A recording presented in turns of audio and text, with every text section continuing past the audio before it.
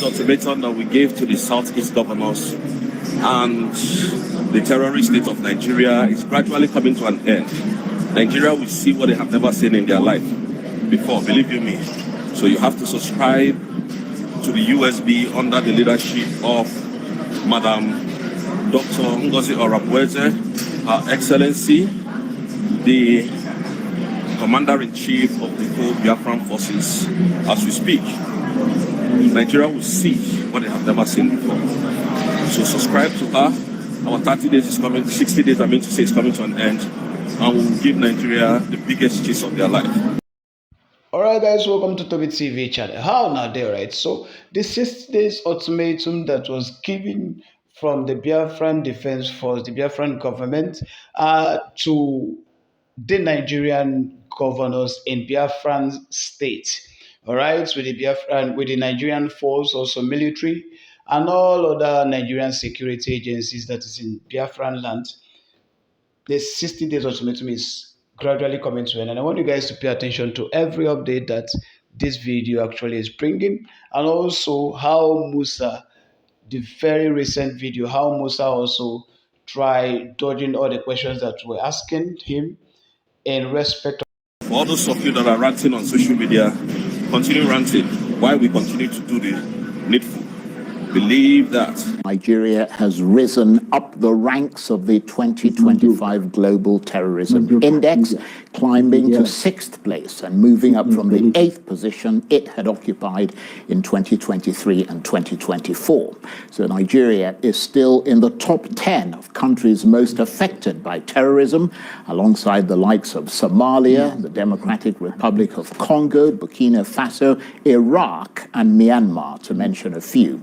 The report documents 565 terrorism-related deaths in Nigeria in 2024, reflecting a continued increase in fatalities over the past 2 years. The Nigerian military has cast doubt on the report, questioning its credibility and dismissing it as an external assessment which does not have the accurate picture. It said such narratives undermine its counter-terrorism efforts as it continues to push back against insurgents and criminal elements across Nigeria. Well, for all this, I'm suitably delighted to say that I'm joined now in the studio by Nigeria's Chief of Defense Staff and the highest-ranking military officer in the country, General Christopher Musa. Great to see you again. Very well, thank you.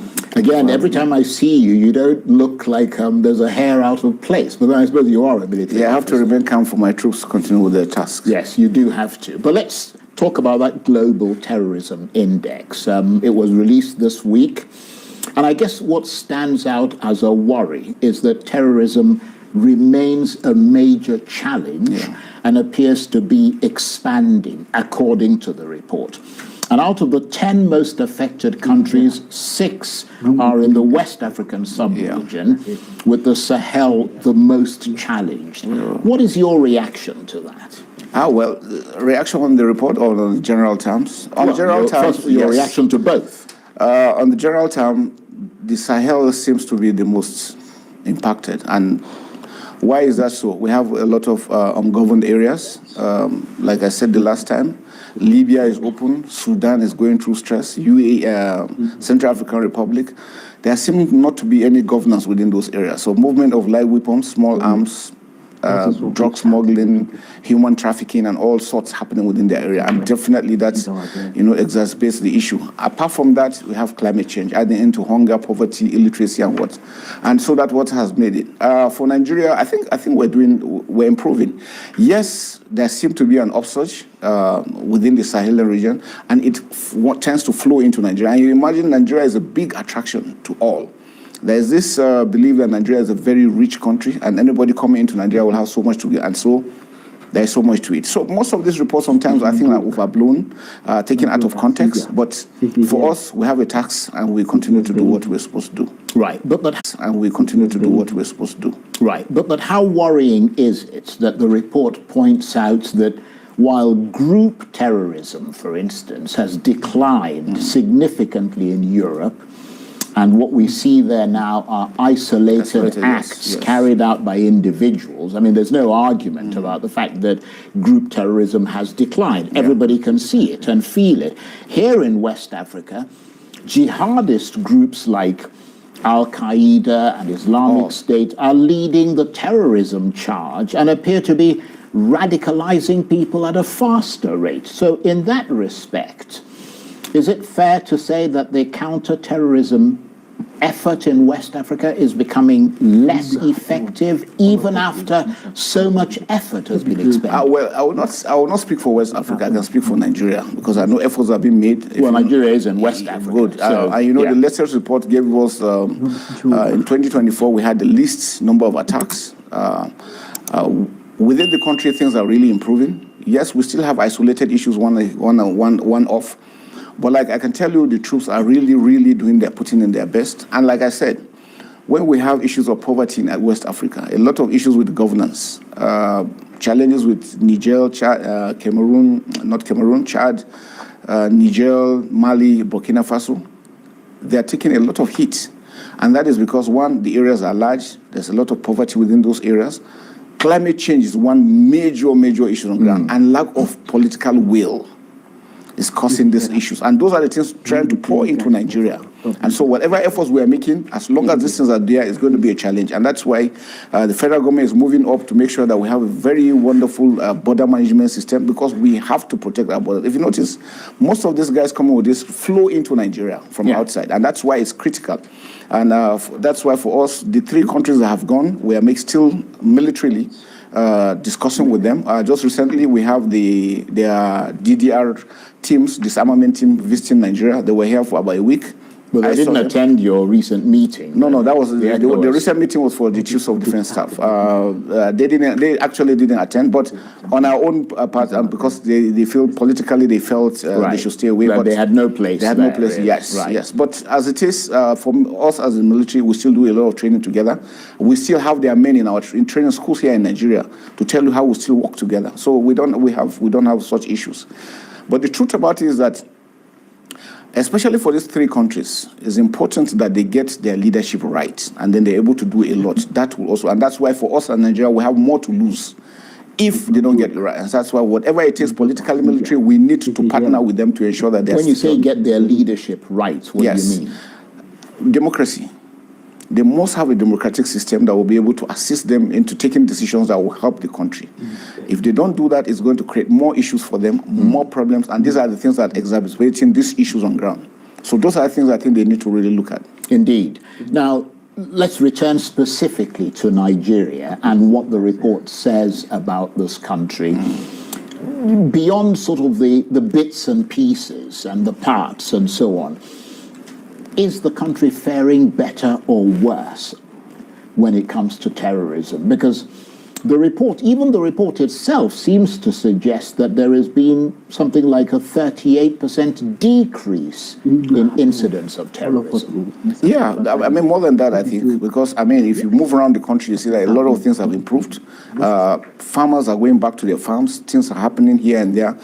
There's a lot of peace really coming around. So we look at it from their report. Sometimes, well, I don't want to argue on how they come about their indices, but what I can say is that Nigerians also know that things are really improving.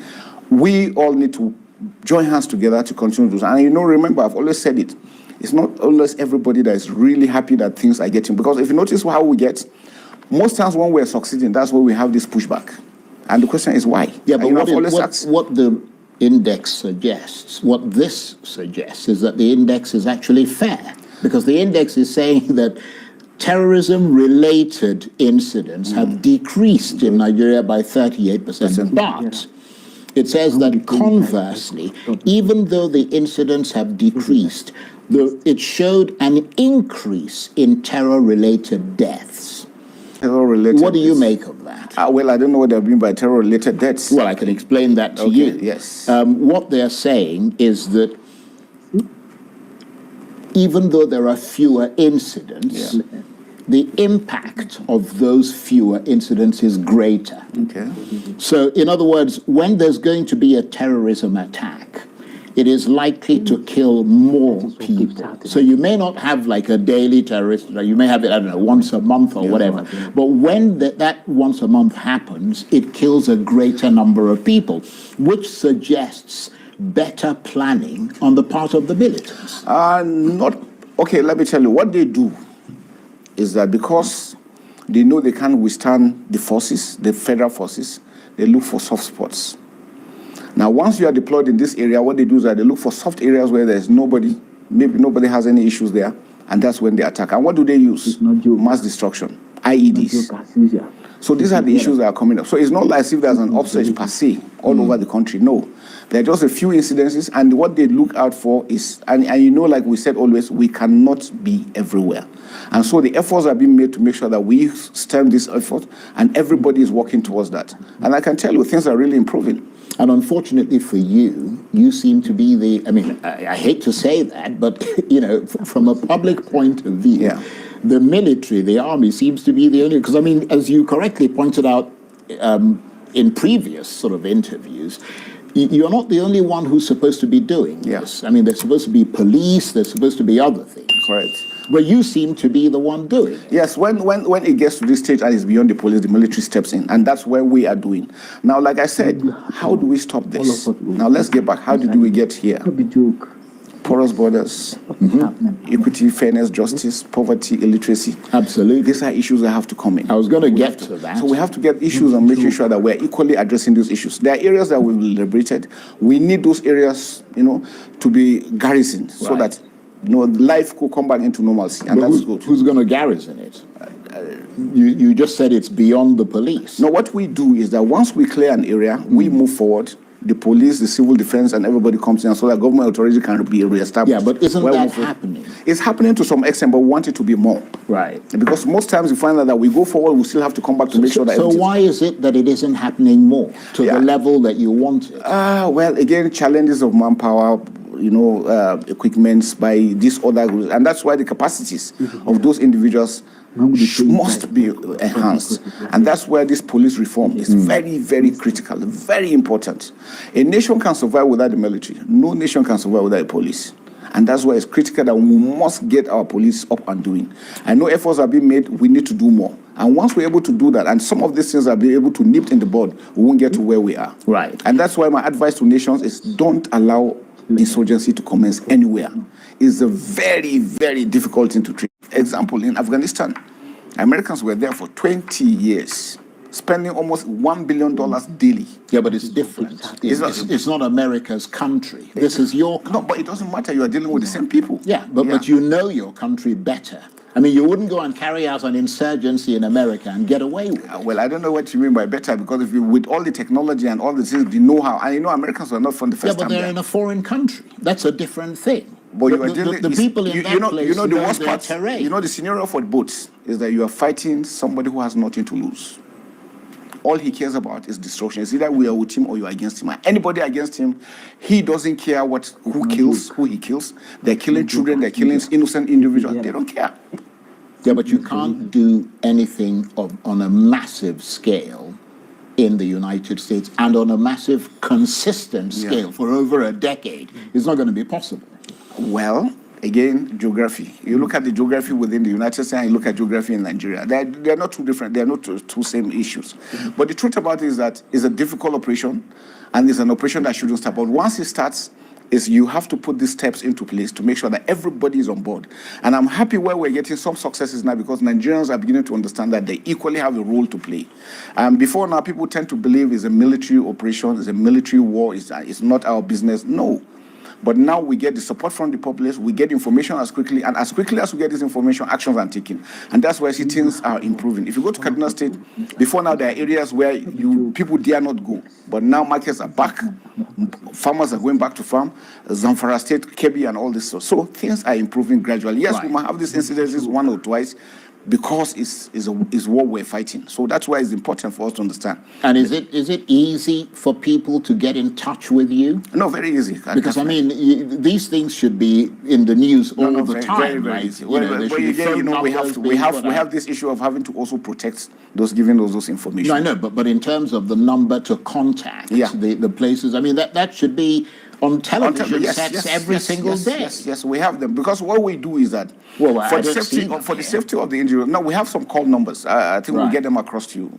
We have some call numbers you could do. But for the commanders on ground, we have given them that authority to mix with and then pass their numbers around. So once you see something, you report as quickly as So possible. you're concentrating obviously in those areas No, where very well, things very happen. well, But yes. obviously anybody across Nigeria could hear something definitely. and get in touch And get with in you. touch, yes. But I mean, we were talking earlier about the fact that we're seeing less number of incidents, Yeah. but greater number of deaths, Yeah. which, as I said, suggests better planning. One incident, for example, in Yobe State, that report points out in 2024 led to the deaths of more than 120 people. Not correct. I mean, That's why I've told you. That's a massive that there are scale. There are some individuals that are happy when Nigeria is bleeding, or when Nigeria seems to bleed. And whatever, remember, not long ago, some people told us in 2025 Nigeria was going to pack up. I hope you don't forget that. So there are individuals that are not really happy things are really working well. And it seems when we're getting it better, that's when all this information comes in. I also remind you about the human rights report, the Reuters report, where it is whenever we're succeeding that we have this pushback. And the question I ask, what's the intent? What do they want to achieve? Is it to demoralize our troops or make them what? So are you saying that more than 100 people went? No, not to. I can tell you. So how not many 100. people were killed? I think they're not up to 50. And why was that so? We have always warned, please don't trade with these individuals. No, but you know, there's a difference. Sorry to interrupt you, General, but there's a difference between, I mean, we're reporters. Okay, good. And oftentimes the military gives a number. Yeah. But when you go and talk to the local people, they have a different number. Yeah.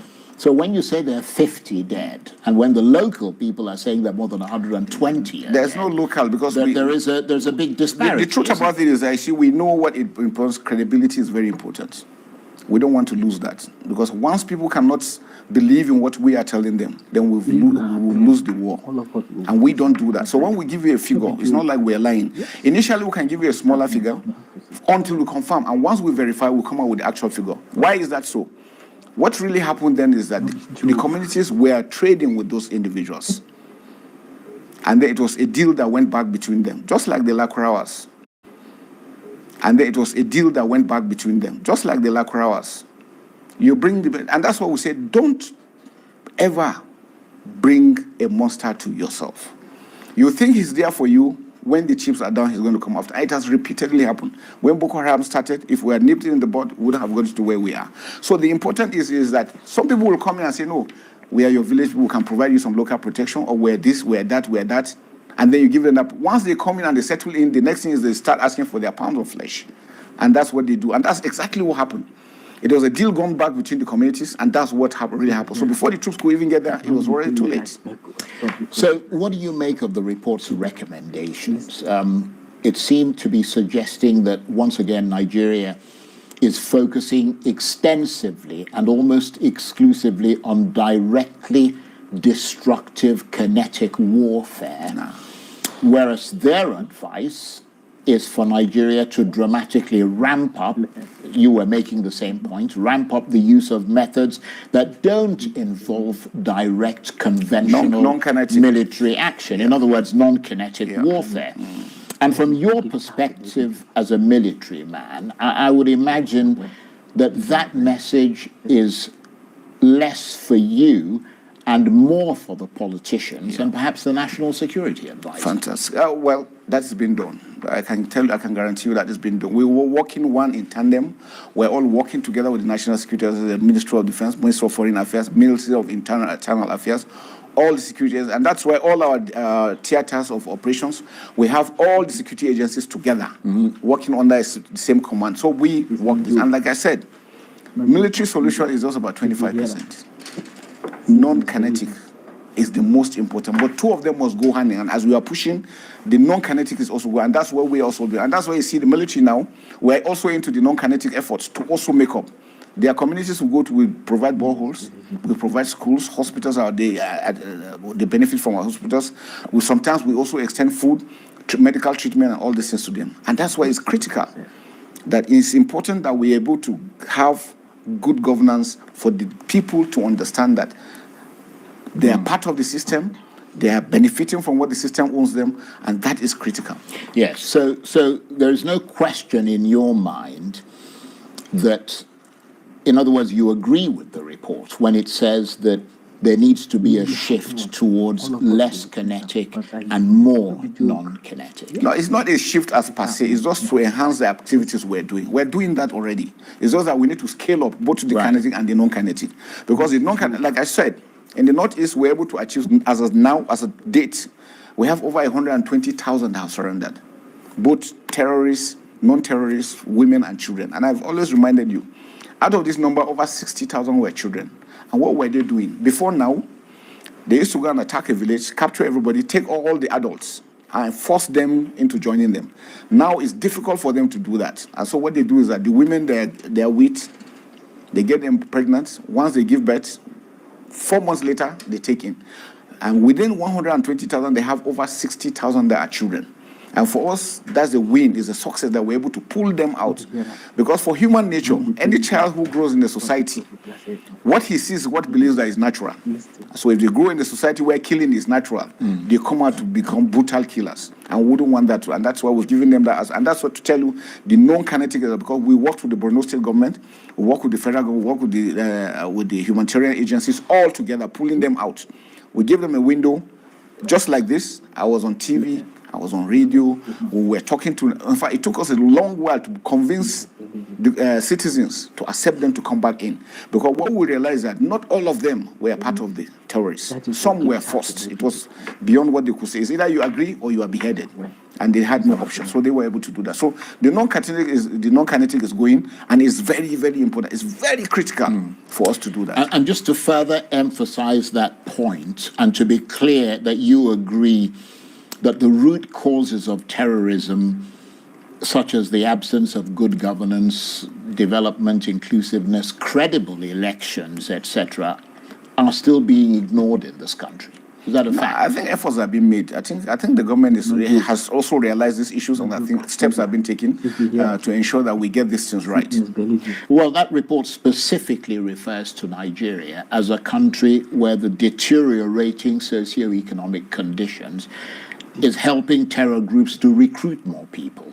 So it is those socioeconomic conditions that allow terrorism to thrive. Yeah. I think in the past it was actions were not taken fully, but I think now, things have been done. I mean, you see some of the government, some policies I don't know what you mean. I mean, we're talking about development. No, development. No, definitely. Yes, development has. The naira has been falling in value. Yeah.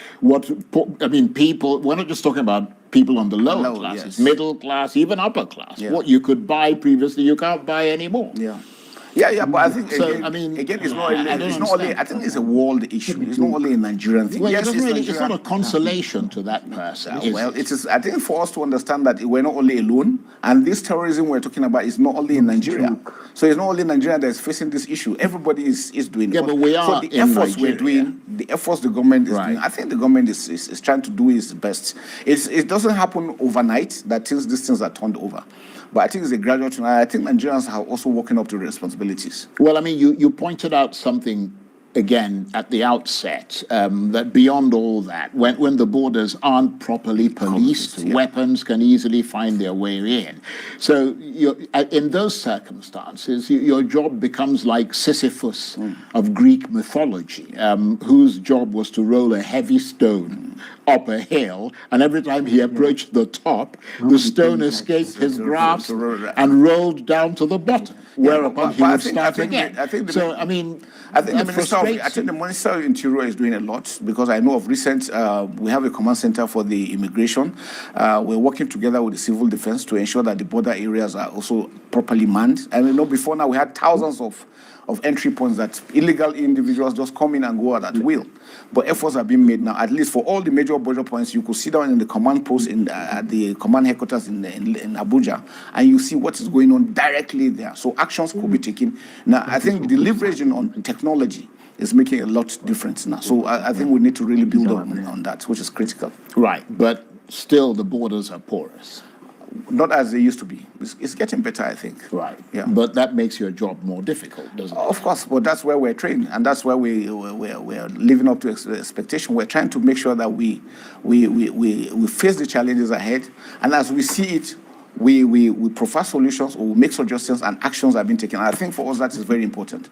It is interesting that the report doesn't actually factor in what is happening in the Northwest, for example, with criminal gangs, kidnap people, sack entire villages, especially those that are close to minerals or have livestock, etc. So in a sense, this report was the tip of a much bigger iceberg. Northwest is getting better, a lot better. So probably that's why they didn't speak about it. We changed our they were operations. focusing on terrorism. No, it's terrorism, the same thing. The Northwest, because we have changed our operations. Before now, we used to have 2 divisions fighting separately. Now we've collapsed them into one command, Operation Fansanyama, under one commander with the GOC 1 div and GOC 8 div working together, holding the border. So now it has given us so much. And that's why you see the Northwest is really, really getting better. Farmers are going, that's why I told you, farmers are going back. We have a very good harvest this year, and we intend to also give protection for those ones. Now, the issue is with the mining areas. Those are areas, and with the civil defense, they have the mine guards. They are also equally working. They are scattered all over, so I think the government now is equally trying to put them together, because before now, like I said, the mistake we always do is that we allow things to fall until we try to address them back in. But steps are now being taken because we know how dangerous it is. I can tell you, Colombia, as we speak, their greatest threat now is not even drugs or whatever, illegal mining. So it's not a Nigerian thing, but it is what we are doing about it that is really, really very critical. And we understand that if we don't stop them, that's where they get the funds to buy weapons and then to continue to do that. So we have part of our efforts now is we are identifying with the oxygen, logistics, funding, leadership. And that's why you see things gradually are now picking up. Why we're having challenges is because we don't produce what we need. As we speak, even with your cash, it's difficult to get equipment. It's very, very difficult. And that's why we realize, and we're happy when Mr. President signed the DICOM bill. That has enabled us now to also to interact with other original equipment manufacturers for us to come and produce in it. Because we realize it is when you produce what you need that you can really be able to do so much. The Ukraine-Russian war is affecting the entire world. I can bet with your money, it's difficult to even get equipment. So, I mean, you've talked about the terrorism issue in the Northeast. Yeah. You've talked now a little bit about the criminal gangs in the Northwest, a little bit. Just give us an overall picture of what the threats, the biggest threats now that you face are in this country when it comes to getting a handle on insecurity. The greatest threats is that we're having individuals that are really hell-bent on killing innocent people for whatever reason. If it is monetary, it is ideology. They just don't care. And it is not like I always said, is that they're getting the support from outside. I'm happy that efforts are being made. Of recent, you had the incident of the congressman from the US, what he said. And we try to bring those things up to understand that, look, how are they able to sustain these things for this long? Support. Now we're looking at, and the world needs to really come in, because my advice is that the entire world needs to look, let it not be a Sahelian kind of challenge, because if after Sahel we are next, they're not relenting. The ideology behind it is so much, and that's why we must do everything to ensure that we defeat that ideology. And it is only when we do that, then we can have peace. And without peace, there can be development. And that's why it's critical for every government to ensure that we stand up, face it both kinetically, non-kinetically, to address these security challenges. So you were talking about the biggest threat. Yes. The terrorists. The terrorists, we need to get them. And like I said, is a whole of society approach to it. Are they more of a threat than the criminal gangs? They're all the same. They're all the same. The criminals have a way of putting their aims together. The enemy of my enemy is my friend. So the terrorists, the insurgents, the bandits, the criminals, all for one thing, either cash, ideology. And so they come together, trying to work. Most times when we are carrying out operation, they try to call themselves to support each other. And because now we've understood that, so we take actions. Once they are coming on all fronts, we make sure that none of them goes back. And so that's where you see we're progressing. And like I said, you equally mentioned recruitment. When there is so much poverty, population growth. We have uncontrolled population. There are people just waking up and nothing doing from morning till evening, no food, no nothing. So they are easy target. These guys use them, give them peanuts and tell them, come and join me. Your government is not doing anything. I'm taking care of you. I could do better. Be with me and not with the government. And that's what we try to encourage Nigerians. Don't allow anybody to deceive you, because you end up dying like they do. And that's why it's important for us to continue to work together as a team.